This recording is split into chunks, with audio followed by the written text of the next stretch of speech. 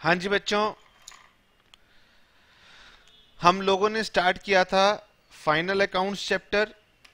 और final accounts में मैंने आपको फॉर्मेट सिखा दिया था, ट्रेडिंग अकाउंट कैसे बनाते हैं, प्रॉफिट एंड लॉस कैसे बनाते हैं और बैलेंस शीट कैसे बनाई जाती है। आज की क्लास में हम लोग डिस्कस करेंगे कि एडजस्टमेंट्स कैसे की जाती हैं फाइनल अकाउंट्स बनाते समय। और हमें जो एग्जाम में क्वेश्चन आता है वो फाइनल अकाउंट्स विद एडजस्टमेंट आता है। तो आज हम उसी के बारे में डिस्कशन करने जा रहे हैं। तो सभी बच्चे मेरे साथ साथ रेडी हो जाएंगे और बहुत ध्यान से समझेंगे, क्योंकि ये बहुत ही इंपॉर्टेंट चैप्टर है और बहुत ही इजी भी है। ठीक है ना? तो आइए मेरे साथ साथ सभी बच्चे नोट करना शुरू करेंगे। सबसे पहले तो सभी बच्चे मेरे साथ नोट करेंगे चैप्टर का नाम। चैप्टर का नाम तो बेटे वही है, फाइनल अकाउंट्स। फाइनल अकाउंट्स का मतलब है कि यहां पर भी हम वही बनाने वाले हैं, ट्रेडिंग, प्रॉफिट एंड लॉस और बैलेंस शीट। लेकिन इसमें नया है कि हम इसके अंदर एडजस्टमेंट भी करेंगे। अब बच्चा पूछ रहा है कि सर ये फाइनल अकाउंट्स विद एडजस्टमेंट का मतलब क्या होता है। ठीक है जी, मैंने आपको लास्ट क्लास में समझाया था कि सबसे पहले तो हम बनाते हैं जर्नल, फिर जर्नल से हम बनाते हैं लेजर, और फिर जर्नल और लेजर की मदद से हम लोग बनाते हैं ट्रायल बैलेंस, और फिर ट्रायल बैलेंस की हेल्प से हम लोग बनाते हैं फाइनल अकाउंट्स। यानी पूरे साल में मैंने जितनी भी ट्रांजैक्शंस की होंगी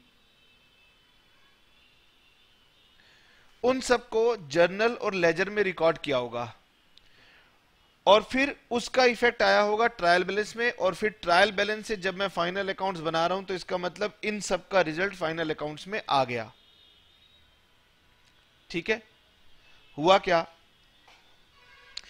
जब मैं ट्रायल बैलेंस से फाइनल अकाउंट्स बना रहा था तब मुझे याद आया कि कुछ ट्रांजैक्शंस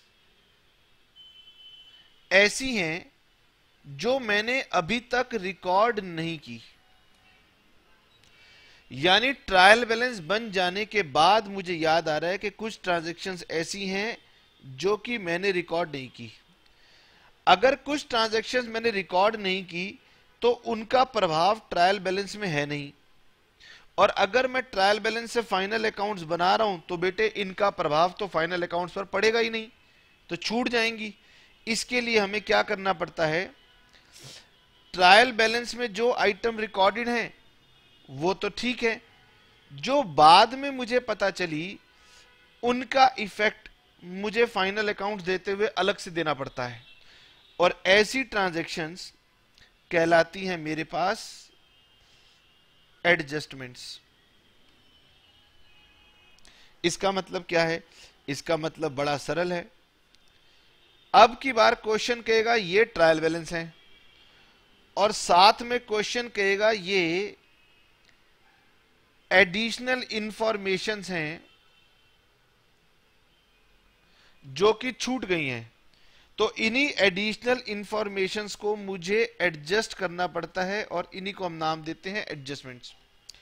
यानी फाइनल अकाउंट्स अब बनेगा ट्रायल बैलेंस से प्लस एडिशनल इंफॉर्मेशन से। इसी को हम बोल देते हैं फाइनल अकाउंट्स विद एडजस्टमेंट्स। ठीक है जी, इसका एक सिंपल सा मतलब आप ये भी समझ सकते हैं कि ट्रायल बैलेंस बन गया है परंतु कुछ ट्रांजैक्शंस रिकॉर्ड नहीं हुई हैं। ठीक है जी, अब सर कौन सी ट्रांजैक्शंस रिकॉर्ड नहीं होती, तो बेटे बहुत सारी हो सकती हैं, लेकिन आपको उसके बारे में चिंता करने की आवश्यकता है नहीं। मैं एक एक करके आपके साथ डिस्कस करूंगा कि कौन कौन सी एडजस्टमेंट मुझे करनी है। ठीक है, लिखिए point number 1, every adjustment is shown at two places. सबसे पहले तो सभी बच्चे याद रखेंगे कि मैं जब भी कोई एडजस्टमेंट करूंगा उसे दो जगह पर दिखाऊंगा. ठीक है. दरअसल अगर कोई ट्रांजैक्शन रिकॉर्ड नहीं हुई, मैं उसका प्रभाव लेना चाहता हूं. मैं कहता हूं बताओ अगर ट्रांजैक्शन रिकॉर्ड होती तो उससे एक डेबिट होता और एक क्रेडिट होता. तो अगर आपने ट्रांजैक्शन रिकॉर्ड नहीं की तो इसकी वजह से कुछ डेबिट नहीं हुआ और कुछ क्रेडिट नहीं हुआ. तो जब मैं इसका प्रभाव डालूंगा तो दो प्रभाव डालूंगा, एक प्रभाव डेबिट डलेगा और एक प्रभाव क्रेडिट डलेगा. ठीक है ना.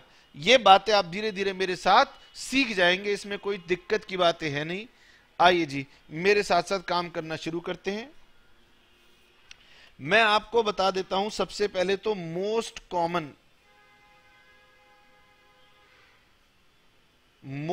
कॉमन एडजस्टमेंट्स जो कि आप हर एक क्वेश्चन में पाएंगे. और यदि ये आपको ना मिले तो आपको ऐसा लगेगा जैसे कि ना फीका खाना किसी ने दे दिया, बीमार व्यक्ति का खाना दे दिया. मतलब अगर भोजन आपको दिया जाए और भोजन में नमक ना हो, मसाले ना हो, तो आप कहोगे क्या फीका भोजन है. यानी भोजन में नमक मसाले तो जरूर होंगे. ऐसे ही क्वेश्चन के अंदर ना ये एडजस्टमेंट है जो मोस्ट कॉमनली होती ही होती हैं. ऑल्दो मैं आपके साथ सारी की सारी एडजस्टमेंट डिस्कस करूंगा. नंबर 1, पहली एडजस्टमेंट तो आप ऑलरेडी पढ़ भी चुके हो, क्लोजिंग स्टॉक. आपको याद होगा कि क्लोजिंग स्टॉक ट्रायल बैलेंस के नीचे लिखा हुआ मिलता था और हम इसे दो जगह पर दिखाते थे. दूसरी, एक्सपेंसेस आउटस्टैंडिंग, या इसे बोलते हैं एक्सपेंसेस ड्यू. ठीक है सर. तीसरी, एक्सपेंसेस पेड इन एडवांस, या जिसे आप बोलते हैं प्रीपेड एक्सपेंसेस. चौथी,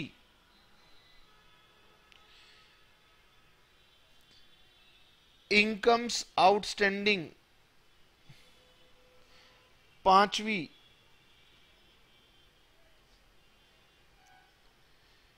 इनकम रिसीव्ड इन एडवांस. और सिक्स्थ, डेप्रिसिएशन. बच्चे कह रहे हैं सर डेप्रिसिएशन का तो चैप्टर भी पढ़ा था. ठीक है ना. तो ये 6 एडजस्टमेंट तो बहुत कॉमन है. इसके साथ एक और एडजस्टमेंट है जो बहुत कॉमन है लेकिन हम उसके बारे में अलग से चर्चा करेंगे, उसे बोलते हैं बैड डेट्स. इसके बारे में अलग से चर्चा करेंगे. पहले हम 1, 2, 3, 4, 5, 6 एडजस्टमेंट के बारे में बात करें. उसके बाद जो बाकी बची हुई एडजस्टमेंट्स हैं उनको समझेंगे, जिसमें से क्लोजिंग स्टॉक तो आप ऑलरेडी कवर कर चुके हैं. आइए जी मेरे साथ साथ डिस्कस करना शुरू करते हैं. सबसे पहली एडजस्टमेंट का नाम है closing stock. Number 1, closing stock.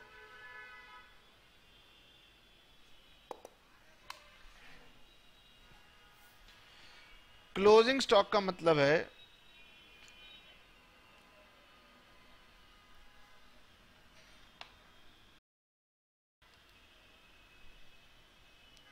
Closing stock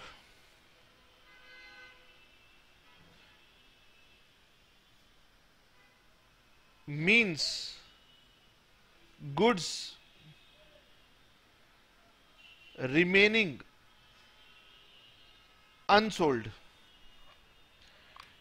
closing stock का मतलब होता है वो सामान जो कि बिका नहीं है, बच गया है, ईयर एंड होने पर भी बच गया है. ठीक है जी. क्लोजिंग स्टॉक वो गुड्स जो अभी तक सेल नहीं हुए. बेटे अगर आपने किसी भी एडजस्टमेंट को समझना हो तो आपको पहले उसकी जर्नल एंट्री याद करनी चाहिए. क्लोजिंग स्टॉक की जर्नल एंट्री होती है closing stock account debit to trading account. ठीक है जी। अच्छा, क्लोजिंग स्टॉक की अगर एंट्री बनती तो बनती closing stock account debit to trading account. ठीक है जी। या फिर कई लोग ना इसे ट्रेडिंग की जगह परचेज अकाउंट में भी एडजस्ट करते हैं। अब सवाल ये उठता है कि सर क्या मुझे यहां पर जनरल एंट्री बना के दिखानी है? मैंने कहा बिल्कुल भी नहीं। एंट्री से केवल यह पता लग जाता है कि इसे कहां पर एडजस्ट करना है। अब सभी बच्चे याद करके बताएंगे कि क्लोजिंग स्टॉक को हम कहां दिखाते थे। बच्चे कह रहे हैं सर एक तो हम लोग बनाते थे जब ट्रेडिंग अकाउंट,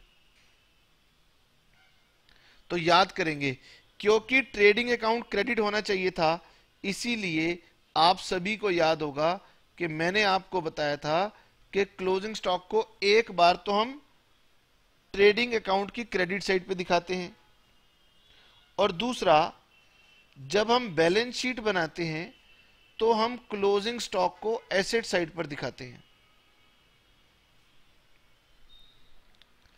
यानी आपको याद ये रखना है कि इसकी एडजस्टमेंट कैसे करते हैं, तो एडजस्टमेंट हम ऐसे करते हैं।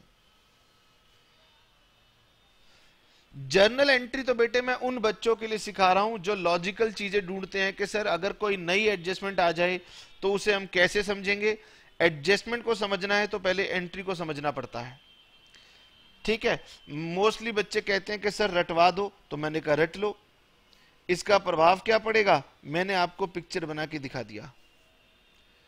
यानी एक बार ट्रेडिंग अकाउंट में क्रेडिट कर देना और एक बार बैलेंस शीट में एसेट्स में दिखा देना। लीजिए क्लोजिंग स्टॉक का ट्रीटमेंट हो गया। इससे रिलेटेड एक नोट है जो मैं अभी नहीं समझाऊंगा, जब क्वेश्चन आएगा तब समझाऊंगा कि closing stock is valued at cost और net realisable value. Net realisable value थोड़ा आपके लिए टेक्निकल हो जाता है तो मैं लिख देता हूं मार्केट वैल्यू। ठीक है जी। कॉस्ट और market value which ever is less. बच्चा कह रहा है कि ये नोट क्या होता है। मैंने कहा बेटे अब इसको पढ़ लो, जब आएगा तब समझाऊंगा, अभी नहीं समझा सकता। ठीक है जी। आइए जी ट्रांजैक्शन नंबर 2। मेरे पास दूसरी एडजस्टमेंट होती है एक्सपेंसेस आउटस्टैंडिंग या एक्सपेंसेस ड्यू। इसका मतलब है कि हमने एक्सपेंसेस इंकर्ड तो कर दिए but no payment has been made till end of the year. इसका मतलब है खर्चा तो कर दिया लेकिन हमने उसकी पेमेंट नहीं की थी। ठीक है जी। अब बेटे खर्चा अगर आउटस्टैंडिंग हो तो उसकी एंट्री हो जाती है expense account debit to expense outstanding account. ठीक है जी। Expense account debit to expense outstanding account. अब याद ये रखना है कि अगर एक्सपेंस को डेबिट करना था तो बेटे एक्सपेंस के साथ इसको जोड़ दो। एक ट्रीटमेंट ये होगा और दूसरा ट्रीटमेंट ये होगा कि इसे बैलेंस शीट में लायबिलिटी में दिखा दो। ठीक है जी। आइए एक बार खर्चे में जोड़ दो और एक बार बैलेंस शीट में लायबिलिटी दिखा दो। मैं एग्जाम्पल लेकर के आपको यह समझाने की कोशिश करता हूं। सपोज मेरे पास ट्रायल बैलेंस दिया हुआ है और ट्रायल बैलेंस में सपोज लिखा हुआ है ये डेबिट और ये क्रेडिट। यहां लिखा हुआ है वेजिस 11,000, यहां लिखा है सैलरीज 22,000, रेंट 33,000। ये 3 खर्चे मेरे पास लिखे हुए हैं।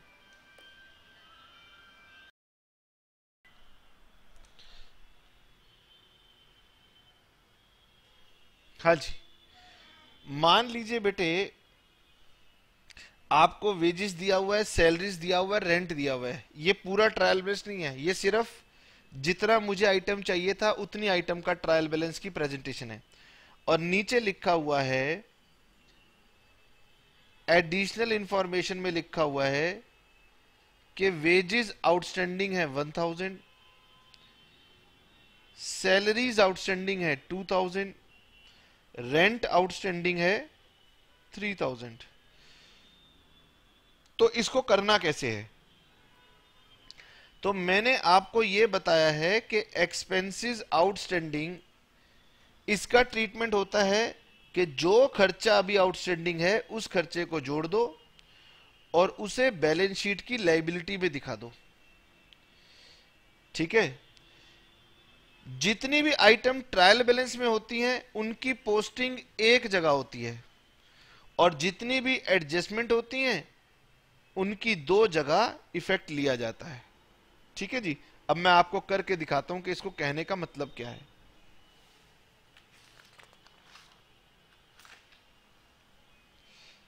मेरे साथ साथ सभी बच्चे बनाएंगे छोटा सा। अब मैंने ना पेज को दो हिस्से में बांट लिया ताकि आपको मैं समझा सकूं। एक तो मैंने बनाया ये ट्रेडिंग, दूसरा मैंने बनाया प्रॉफिट एंड लॉस अकाउंट, और तीसरा मैंने यहां पर बनाई बैलेंस शीट।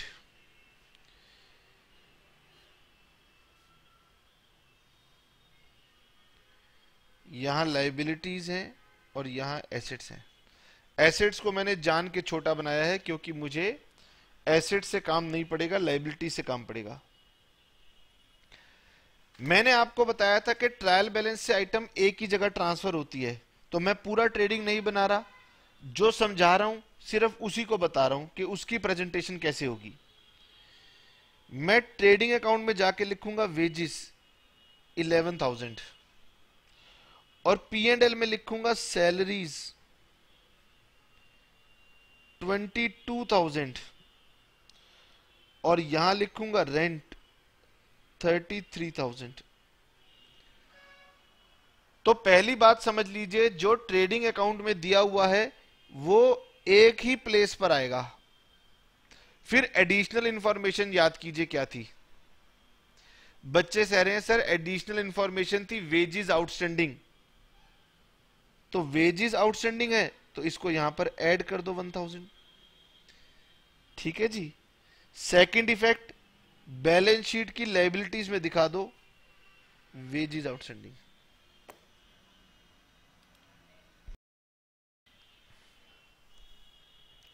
हाँ जी, तो आपने देखा मैंने दो ट्रीटमेंट किए, एक बार एक्सपेंस में प्लस कर दिया और दूसरा मैंने बैलेंस शीट में लायबिलिटी में दिखा दिया।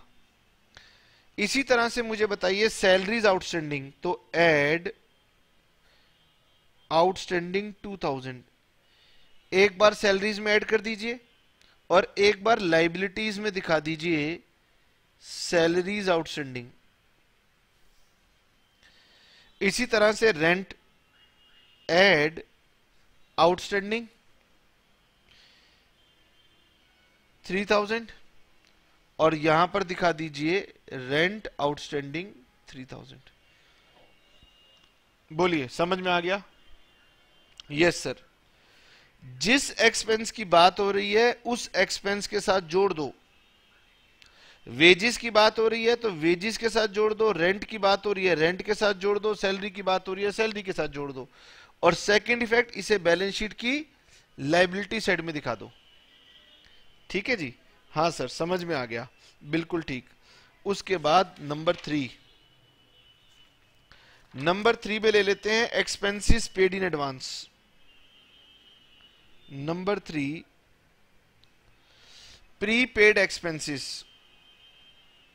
Number 3 prepaid expenses. Prepaid expenses कहिए या फिर आप कहिए एक्सपेंसेस पेड इन एडवांस। ये आउटस्टैंडिंग का बिल्कुल उल्टा है। इसका मतलब हो गया expenses are paid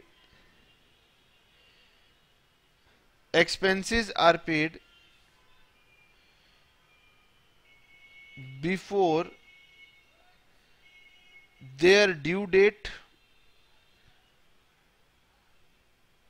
of payment, या फिर आप कह सकते हैं expenses are paid but their benefit is still pending। मतलब सिंपल भाषा में अगर मैं समझाने की कोशिश करूं तो मैं ये कहना चाहता हूं कि या तो ड्यू डेट से पहले ही पेमेंट कर दी है, या फिर अभी खर्चा कर दिया है लेकिन उसका बेनिफिट अभी बाकी है। अब बच्चे कह रहे हैं सर इसका एक उदाहरण दीजिए। मैंने कहा इसका बेस्ट एग्जांपल होता है इंश्योरेंस। इसका बेस्ट एग्जांपल होता है इंश्योरेंस। सपोज मैंने इंश्योरेंस पे कर दी है 1200। ये बात मेरे ट्रायल बैलेंस में लिखी है, इंश्योरेंस पेड 1200, और क्वेश्चन कह रहा है insurance is prepaid to the amount of 300। समझ में आ? इंश्योरेंस पे कर दिया 1200 जिसमें से प्रीपेड कितनी है 300। मैं अभी ये एडजस्टमेंट आपको समझाऊंगा। पहले तो सर इसका ट्रीटमेंट बता दीजिए। मैंने कहा सुनिए, प्रीपेड एक्सपेंस की एंट्री होती है prepaid expense account debit to expense account. अब बच्चा कह रहा है कि सर वैसे तो हमें एंट्री चाहिए नहीं होती, हमें तो सिर्फ प्लस माइनस करना होता है। मैंने कहा बिल्कुल ठीक। एक्सपेंस को आपने अब माइनस करना है। समझ में आया? आउटस्टैंडिंग का बिल्कुल उल्टा होता है एडवांस। तो आउटस्टैंडिंग को प्लस करते थे खर्चे में और एक्सपेंस को माइनस कर देते हैं।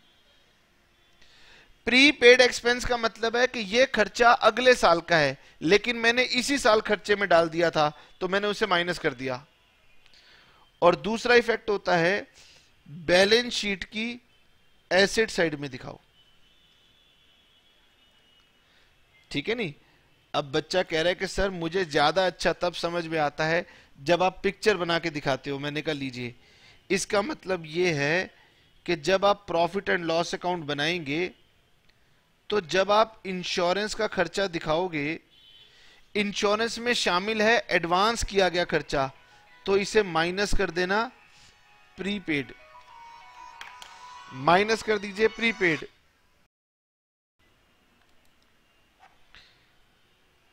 एक बार तो बेटे इसे एक्सपेंस में से माइनस कर देंगे। और सेकंड इफेक्ट होता है बैलेंस शीट की एसेट साइड में दिखा देंगे प्रीपेड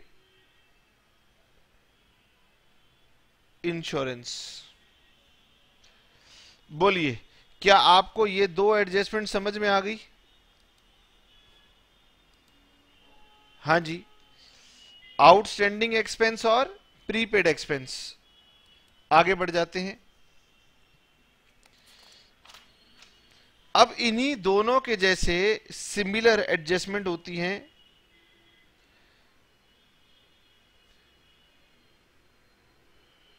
इनकम आउटस्टैंडिंग। तो बेटे इनकम आउटस्टैंडिंग को एक बार इनकम में प्लस कर देते हैं और एक बार इनकम आउटस्टैंडिंग को बैलेंस शीट में एसेट में दिखा देते हैं। इनकम आउटस्टैंडिंग का मतलब होता है पैसा मिलना है, तो इसीलिए ये मेरे बैलेंस शीट में एसेट बन जाएगा।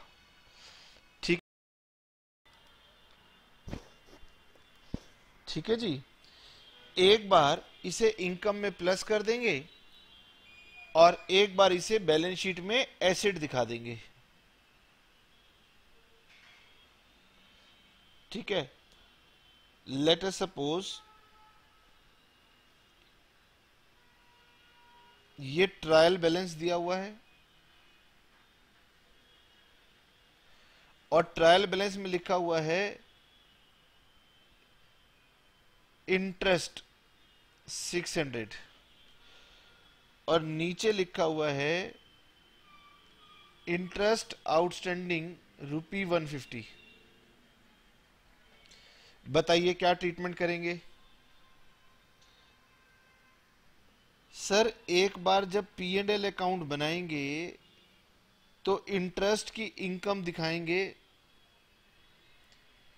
600।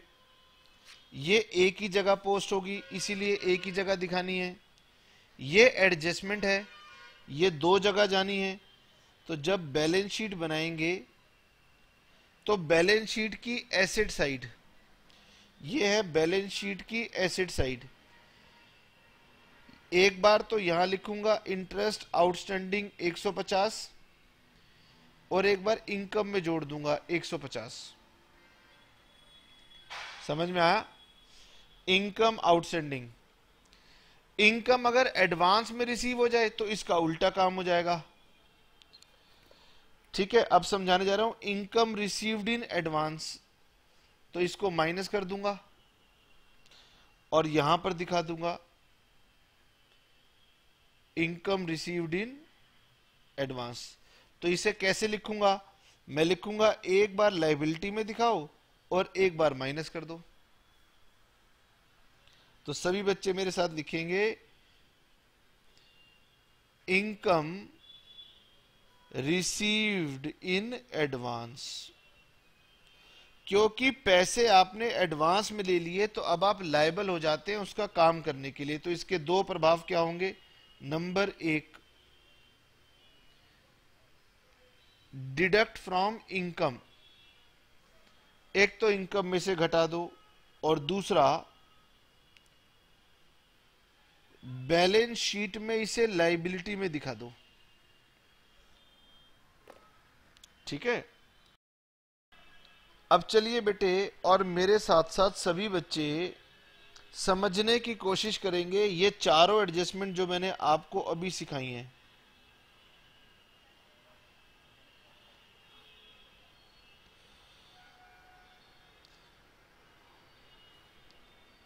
ठीक है, मैंने कहा चारों एडजस्टमेंट मैं आपको रिवाइज करवा रहा हूं। पहले तो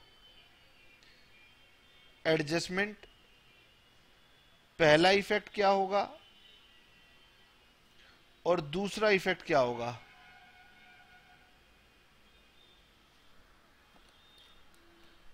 सभी बच्चे मेरे साथ साथ फटाफट रिवाइज करेंगे। एक तो मैंने आपको सिखाया था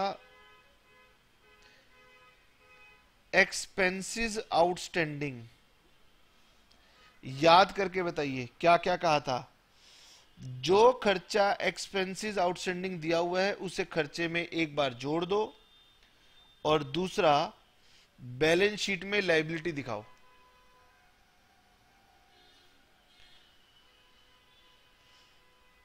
सर अगर एक्सपेंसेस पेड इन एडवांस दिया हुआ हो, इसका मतलब खर्चा आपने एडवांस में ही दे दिया है, तो इसे खर्चे में माइनस कर दो और ये बैलेंस शीट में एसेट दिखा दो। नंबर 3, अब इनकम की बात करते हैं। इनकम आउटस्टैंडिंग, तो बेटे एक बार इनकम में प्लस कर दो और बैलेंस शीट में एसेट दिखा दो। Number 4, income received in advance है, तो इनकम में से माइनस कर दो और बैलेंस शीट की लायबिलिटी में दिखा दो। बात समझ में आ रही है? वैसे बच्चा समझने की बजाय ना रट लेता है। वो कहता है आउटस्टैंडिंग हो तो प्लस कर दो। ये देखिए, बच्चा कहता है आउटस्टैंडिंग हो तो चाहे खर्चा हो चाहे इनकम हो प्लस कर दो। और दूसरा, अगर एडवांस है तो कहता है एडवांस को माइनस कर दो। समझ में आया? और ये तो मोस्ट कॉमन एडजस्टमेंट है, मतलब आपको हर एक जगह दिखाई देंगी। ठीक है जी। इसके साथ साथ एक एडजस्टमेंट की और चर्चा करनी है, वो बच गई है डेप्रीसिएशन। हाँ जी बच्चों, एक एडजस्टमेंट के बारे में और चर्चा करनी है, उसको बोलते हैं डेप्रीसिएशन। ये हमारे पास एडजस्टमेंट नंबर 6 हो जाएगी, डेप्रीसिएशन। डेप्रीसिएशन का मतलब होता है loss in the value of fixed asset. Loss in the value of fixed asset. तो बेटे, आप सभी को याद होगा कि डेप्रीसिएशन की जो एंट्री होती है वो होती है depreciation account debit to fixed asset. तो क्योंकि डेप्रीसिएशन हमारे लिए नुकसान होता है, इसीलिए हम इसे पी एंड एल में डेबिट कर देते हैं। और दूसरा, इसकी वजह से एसेट की वैल्यू को कम कर देते हैं। यानी करना क्या है, जब आप पी एंड एल अकाउंट बनाएंगे तो डेबिट में आपको दिखाना होगा डेप्रीसिएशन, और एक बार जब आप बैलेंस शीट बनाएंगे तो बैलेंस शीट में एसेट की वैल्यू में से माइनस करके दिखा दोगे डेप्रीसिएशन। ठीक है? अच्छा जी, अब आते हैं बेटे कि मैंने आपके साथ कौन कौन सी एडजस्टमेंट डिस्कस कर ली। हमने क्लोजिंग स्टॉक डिस्कस कर लिया, एक्सपेंसेस आउटस्टैंडिंग डिस्कस कर लिया, expenses prepaid, income outstanding, income received in advance, depreciation और बैड डेट्स। आइए जी, बैड डेट्स के बारे में भी हम आपके साथ चर्चा करेंगे। ठीक है जी। हालांकि आज थोड़ी चर्चा करूंगा, बाकी नेक्स्ट क्लास में बैड डेट्स के बारे में डिटेल में चर्चा करूंगा। ठीक है जी।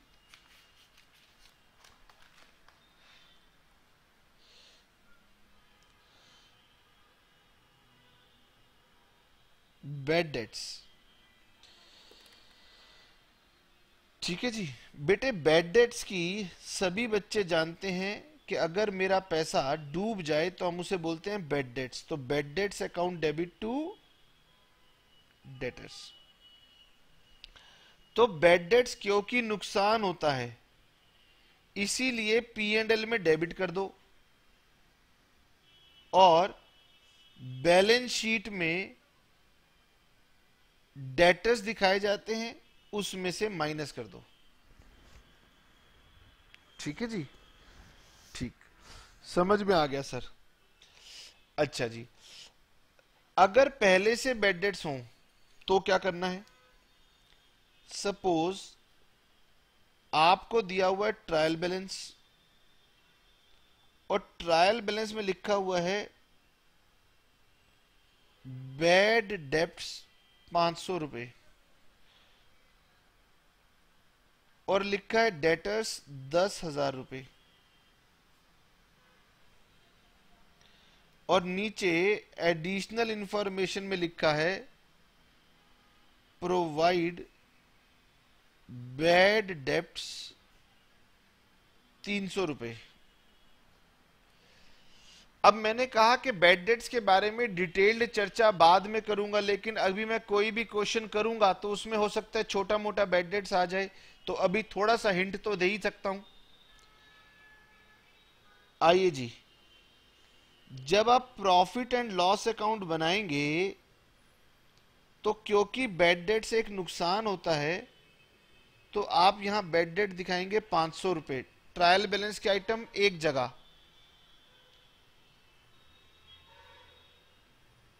और बैलेंस शीट में एसेट साइड पे आप दिखाएंगे डेटर्स 10,000 रुपए। ये ट्रायल बैलेंस के आइटम एक जगह दिखा दी, खत्म। अब लिखा है प्रोवाइड बैड डेट्स 300, तो इसका मतलब मुझे और नुकसान हो गया। ट्रायल बैलेंस में पहले से ही मेरा पैसा डूब चुका था 500 रुपए, और ट्रायल बैलेंस बनाने के बाद 300 रुपए और डूब गए। तो मैं कहूंगा ठीक है, ऐड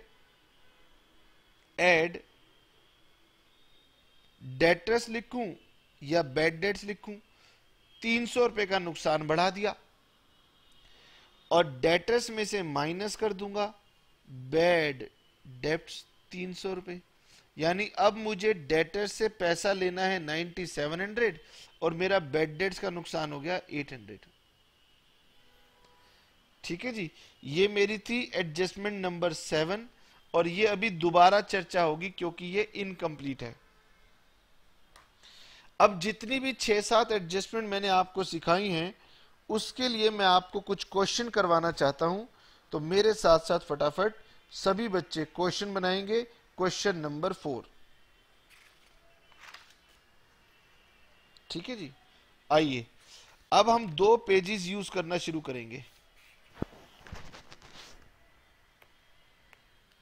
सभी बच्चे मेरे साथ साथ 2 पेजेस लेंगे, हम 2 पेजेस यूज करेंगे, ठीक है। हालांकि बेटे सभी बच्चे मेरे साथ साथ, मैं 2 पेज ले रहा हूं आगे और पीछे, आप यूज करना 2 पेज बुक के आमने और सामने के, ठीक है। मैंने कहा question number 4 T S. Grewal, page number 18.67।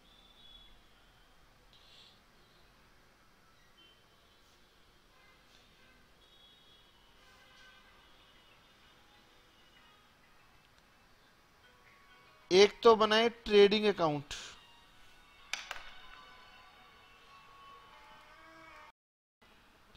एक बनाएंगे ट्रेडिंग अकाउंट, एक बनाएंगे प्रॉफिट एंड लॉस अकाउंट।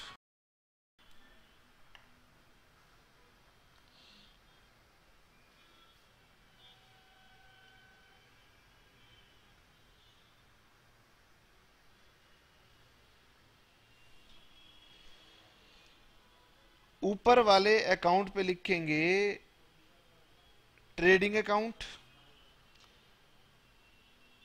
अभी देख लेते हैं ईयर एंडिंग कौन सा लिखा हुआ है। नीचे लिखेंगे profit and loss account for the year ending, और नेक्स्ट पेज पर बनाएंगे बैलेंस शीट।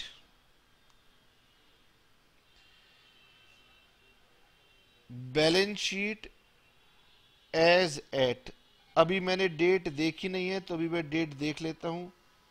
ये लीजिए, यानी कि एक पेज पर बच्चे बनाएंगे मेरे साथ ट्रेडिंग और P&L, और दूसरे पेज पर बनाएंगे balance sheet.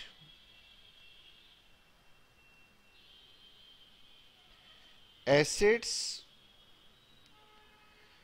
Liabilities. Question number 4 कह रहा है from the following trial balance from the books of messrs Ram Prasad and sons as on 31 March 2014। तो 31 मार्च 2014, सॉरी बेटे, मैंने आपको सिखाना है कि दरअसल क्वेश्चन को किया कैसे जाता है। तो सभी बच्चे आंसर से ज्यादा मेरे से सीखेंगे कि हम काम करते कैसे हैं। सबसे पहले लिखा है सैलरी आउटस्टैंडिंग 450। तो बेटे आपने ढूंढना है सैलरी, मुझे यहां दिख रहा है सैलरी, तो आपने सैलरी के ऊपर एक मार्क लगाना है। फिर लिखा है डेप्रिशिएट मशीनरी, तो आपने ढूंढना है मशीनरी, इसके ऊपर मार्क लगाना है। फिर लिखा है वेजेस आउटस्टैंडिंग, वेजेस के ऊपर मार्क लगाना है। रेंट प्रीपेड, रेंट के ऊपर मार्क लगाना है। और दिया हुआ है क्लोजिंग स्टॉक 8000।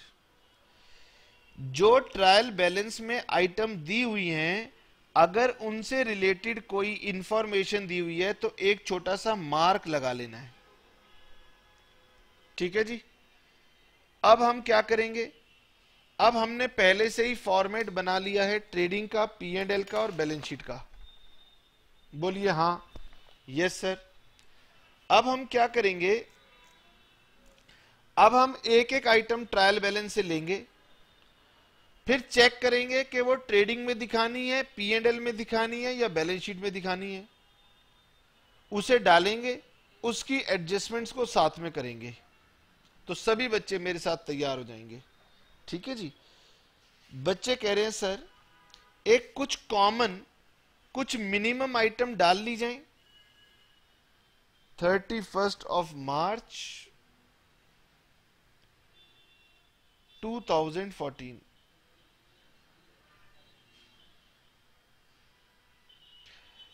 मैंने सभी बच्चों से कहा था कि बेटे ट्रेडिंग अकाउंट की कुछ आइटम मिनिमम आइटम है, वो पहले लिख लेना। क्वेश्चन शुरू करने से पहले ट्रेडिंग अकाउंट में लिखना opening stock, purchases minus returns,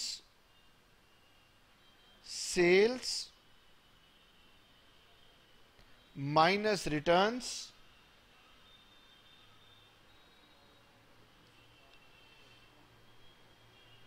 closing stock. ठीक है जी। बैलेंस शीट में लिखेंगे सभी बच्चे capital plus net profit minus drawings. इतना लिखने के बाद सभी बच्चे मेरे साथ साथ क्वेश्चन को कैसे बनाएंगे समझना शुरू करेंगे। ठीक है जी। सबसे पहले मुझे क्वेश्चन में दिया गया है मशीनरी। अब मैं आपको दिखाने की कोशिश करता हूं। दरअसल सबसे पहले यहां दिया गया है मशीनरी 4000, मशीनरी 4000, और इस पे एक मार्क है, मतलब इसका एक पॉइंट भी है। नीचे लिखा है depreciate machinery at the rate of 10%। एक साइड से क्वेश्चन को उठाएंगे और बनाना शुरू करेंगे। याद करेंगे मशीनरी कहां जाती है, एसेट साइड में। बच्चे कह रहे हैं सर पहले ट्रेडिंग अकाउंट नहीं बनाओगे? मैंने कहा नहीं, ट्रायल बैलेंस से एक आइटम लेंगे, उसे उसकी जगह पे रखेंगे, दूसरी आइटम लेंगे उसकी जगह पे रखेंगे, और सारे ट्रेडिंग P&L और बैलेंस शीट अपने आप एक साथ कंप्लीट होंगे। तो मैंने पहले लिखा मशीनरी।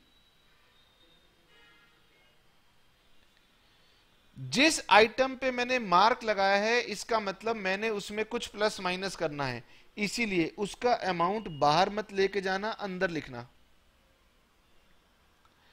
उस पर एक मार्क था, उस मार्क का मतलब था डेप्रिसिएशन लगाना है, तो माइनस डेप्रिसिएशन 10%, तो ये हो गया 400 रुपए। अब इसको बाहर ले आओ 3600। ट्रायल बैलेंस के आइटम को एक जगह लिखते हैं, एडजस्टमेंट को दो जगह दिखाते हैं, तो इसकी दूसरी जगह क्या है? दूसरी जगह डेप्रिसिएशन की है प्रॉफिट एंड लॉस अकाउंट। तो मैं प्रॉफिट एंड लॉस अकाउंट में आऊंगा और यहां लिख दूंगा depreciation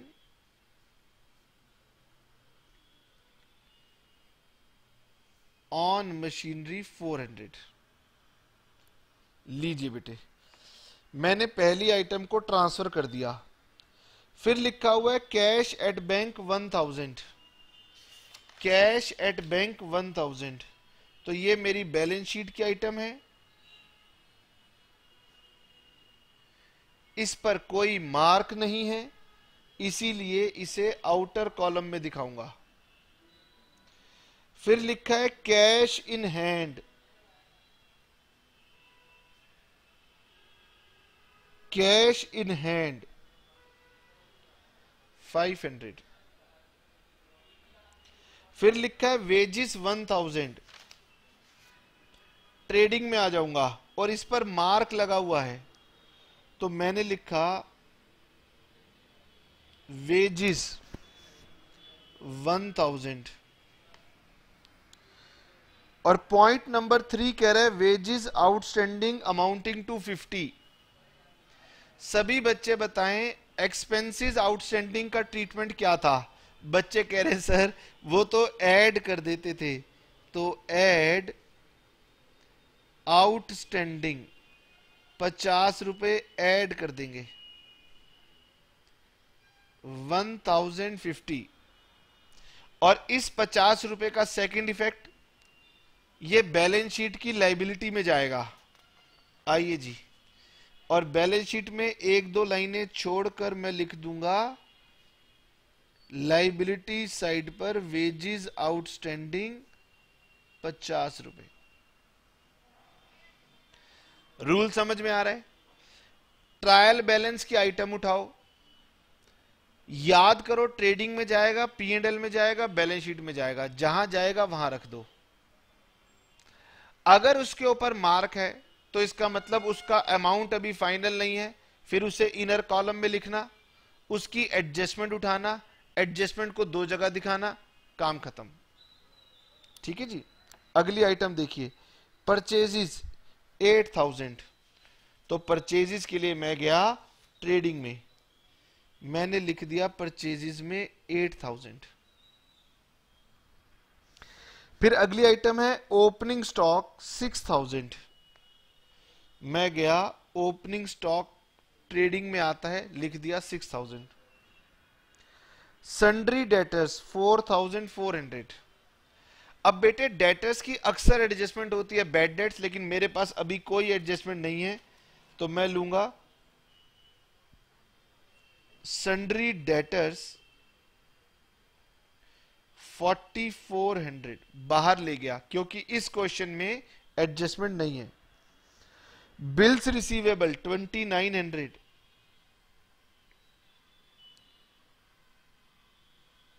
bills receivable 2900।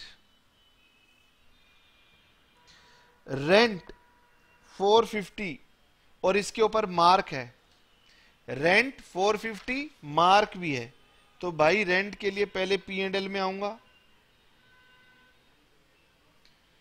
Inner column में लिखूंगा। ठीक है, अब इसकी एडजस्टमेंट देखूंगा। Rent prepaid amounted to 100। वो कह रहे हैं रेंट प्रीपेड है, तो सर प्रीपेड को तो माइनस करते हैं 100 रुपीज। इसका सेकंड इफेक्ट बताइए। सर खर्चा अगर प्रीपेड कर दिया तो एसेट बनेगा। आइए जी, बैलेंस शीट की एसेट साइड में आऊंगा और लिखूंगा रेंट प्रीपेड 100। नेक्स्ट आइटम है कमीशन। कमीशन तो मैं P&L में दिखाऊंगा commission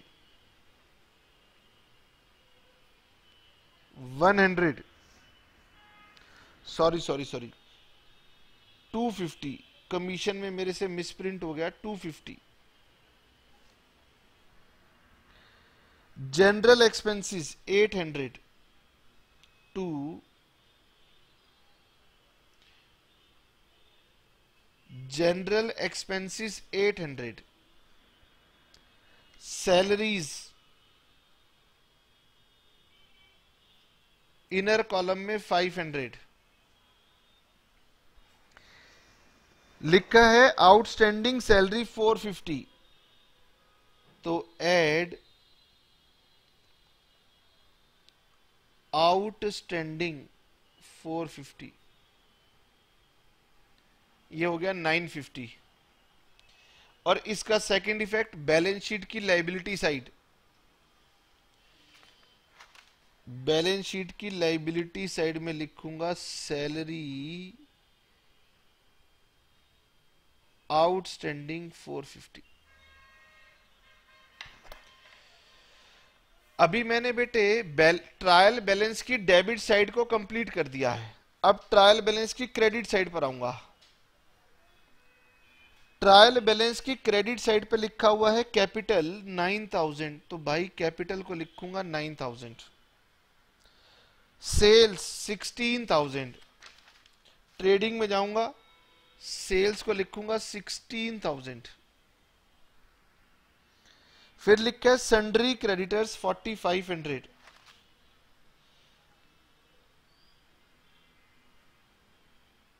sundry creditors 4500, interest received income में जाता है। पहली लाइन में मत लिख देना, पहली लाइन में ग्रॉस प्रॉफिट आता है, एक आधी लाइन छोड़ के लिखना, इंटरेस्ट रिसीव्ड 300। लीजिए बेटे, पहले मैंने ट्रायल बैलेंस के सारे डेबिट उठा के जहां डालने थे वहां डाले, फिर मैंने क्रेडिट बैलेंसेस उठाए, उनको डाल दिया।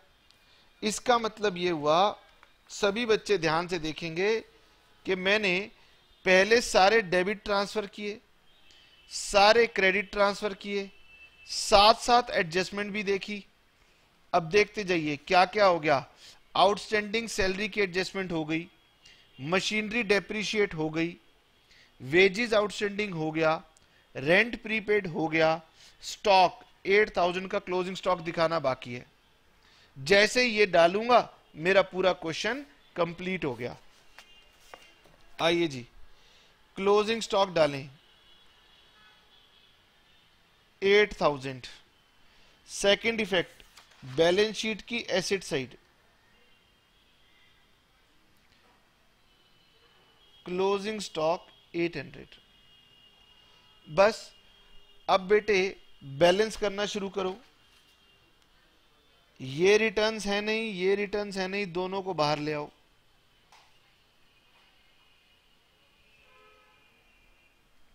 इसका टोटल कीजिए, 18 और 6 24,000, यहां लिखिए 24,000,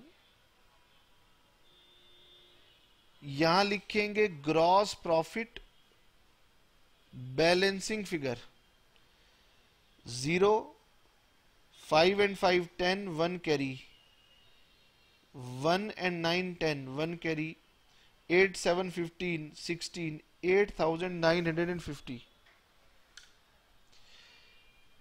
8,950। आपको सर्कल नहीं करना, बस मैं समझा रहा हूं कि मैंने ये बैलेंसिंग फिगर निकाली है। यहां लिखेंगे ग्रॉस प्रॉफिट 8,950, P&L में लाएंगे 0, 5, 9 and 3 12, 9,250।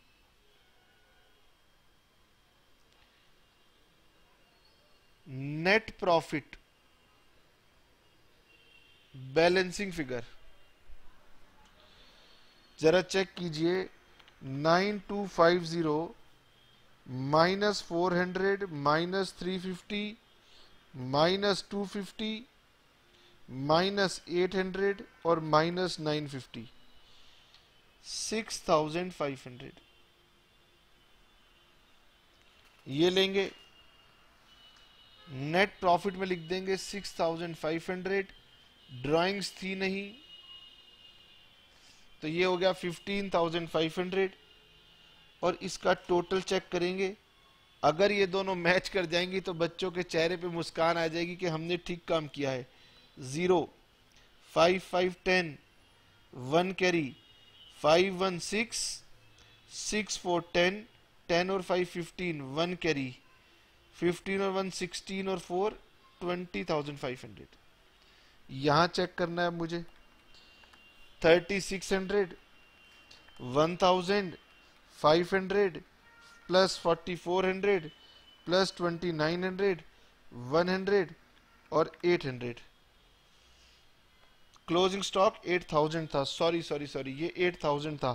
बच्चे कह रहे सर हम तो आपको पहले ही बता रहे थे 20,500। ठीक है जी। अब आपके पास होमवर्क जाएगा question number 1, question number 2, question number 3, 4 हमने करवा दिया, क्वेश्चन नंबर 5। ये 4 क्वेश्चन तो अनसॉल्व होमवर्क में लिखिए और